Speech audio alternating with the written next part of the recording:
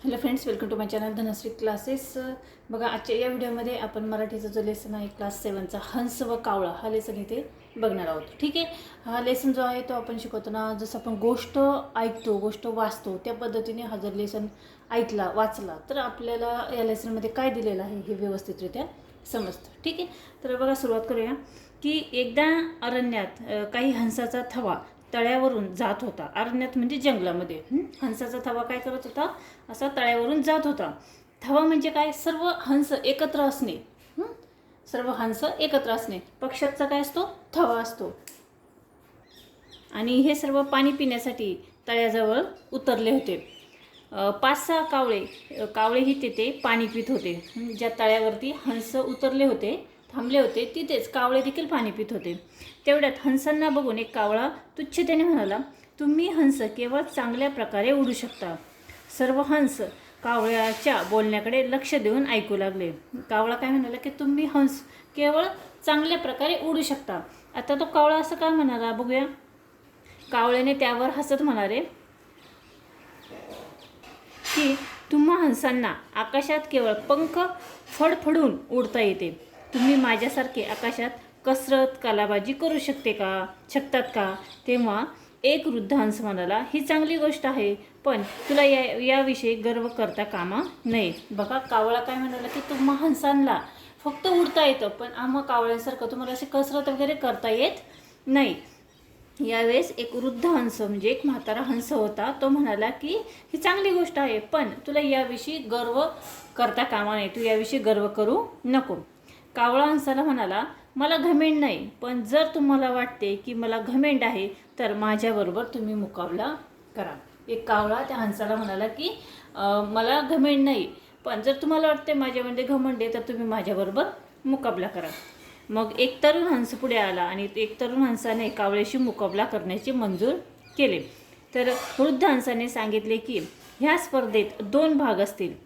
एका भागात कावळा करामती करणार व हंसाला कावळ्याने केलेली करामत करून दाखवावी लागणार, व दुसऱ्या भागात हंस करामती करणार व कावळा तसेच करून दाखवणार.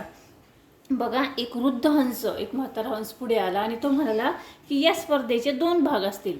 पहिल्या भागामध्ये काय होईल? एका भागामध्ये होईल की कावळा काहीतरी करामती करणार आणि हंसाला त्या करामती करून दाखवायच्या आहेत, आणि दुसऱ्या भागामध्ये हंस काही करामती करणार आहेत आणि कावळ्याला त्या करामती करून दाखवायच्या आहेत. पुढे बघा, आता या स्पर्धेसाठी प्राणी पक्षी उत्सुकतेने आनंदाने ओरडू लागले. स्पर्धा ही सुरू झाली. कावळ्याने एकामागून एक करामती करण्यास सुरुवात केली. तो कधी गोल गोल फिरत होता, कधी जमिनीला पाय टेकून लगेच उंच आकाशात उडत असे. तसेच हंसानेही कावळ्याच्या तुलनेत तो काही खास करू शकला नाही. कावळा ज्या पद्धतीने करत होता त्या पद्धतीने हंसाला त्या तुलनेत तसं करता आलं नाही. तेव्हा कावळा लगेच गर्वाने म्हणाला, मी तुला अगोदरच बोललो होतो की तुला जमणार नाही. नंतर दुसरा भाग सुरू झाला. पहिल्या भागामध्ये काय झालं? कावळ्याने वेगवेगळ्या करामती केल्या आणि त्या हंसाला व्यवस्थितरित्या करता आल्या नाही, म्हणजे हंस तिथे हरला. आता दुसरा भाग चालू झाला. आता यामध्ये काय करायचं होतं की हंसाला करामती करायच्या होत्या आणि कावळ्याला त्या पद्धतीने करायच्या होत्या त्याचं बघून. तर बघा पुढे काय झालं. हंसाने एक उंच झेप घेतली व समुद्राच्या दिशेने उडू लागला. कावळा त्याच्या पाठीपाठी उडू लागला. तेव्हा कावळा हंसाला म्हणाला, तू असे समुद्राच्या दिशेने उडून काय कमाल दाखवत आहेत? केवळ सरळ सरळ उडण्यात काय करमत आहे? हंसाने काय केलं? एक उंच अशी झेप घेतली समुद्राच्या दिशेने आणि तो उडू लागला.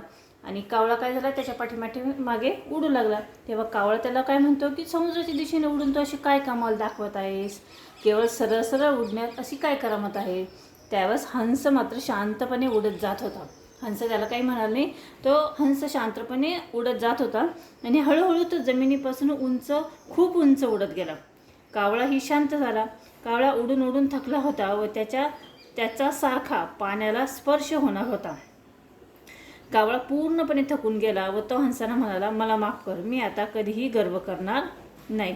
बघा, कावळा देखील त्याच्या मागे उंच उंच उडत गेला, पण कावळाही शांत झाला आणि कावळा उडून उडून थकला व त्याच्यासारखा त्याला पाण्याला स्पर्श होणार होता आणि ते कावळ्याला काही तसं करता आलं नाही. मग कावळा काय म्हणाला हंसाला की मला माफ कर, मी आता कधीही गर्व करणार नाही, पण मला वाचव, नाहीतर मी समुद्रात पडेन व मरून जाईन.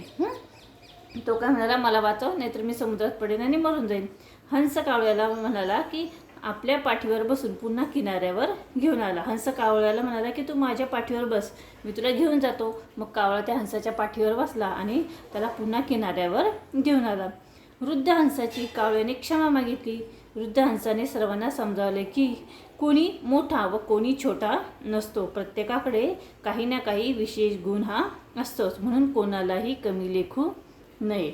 ठीक आहे, लक्षात आली गोष्ट, लेसन समजला की या लेसनचा सारांश म्हणजे याचं वैशिष्ट्य काय आहे, काय निघालं ह्याच्यातनं, या तात्पर्य, या लेसनमधून तात्पर्य असं निघालं की आपण कुणालाही कमी लेखू नये, प्रत्येकामध्ये काही ना काही असं विशेष हे असतंच. ठीक आहे, तर कसा वाटला हा लेसन, कसा वाटला हा धडा, स्टोरी, तुम्ही ज्या पद्धतीने ती घ्याल त्या पद्धतीने तुम्हाला ती समजेल. ठीक आहे, तर हा व्हिडिओ कसा वाटला कमेंट्स करून नक्की कळवा. व्हिडिओ आवडला तर व्हिडिओला लाईक शेअर करा आणि चॅनलवर तुम्ही नवीन असाल तर चॅनल सबस्क्राईब करा. पुन्हा भेटूया पुढच्या व्हिडिओमध्ये. आणि पुढच्या व्हिडिओमध्ये यावरील जी क्वेश्चन आन्सर्स आहेत म्हणजे स्वाध्याय जे आहेत तो आपण इथे सोडणार आहोत. ठीक आहे, पुन्हा भेटूया पुढच्या व्हिडिओमध्ये.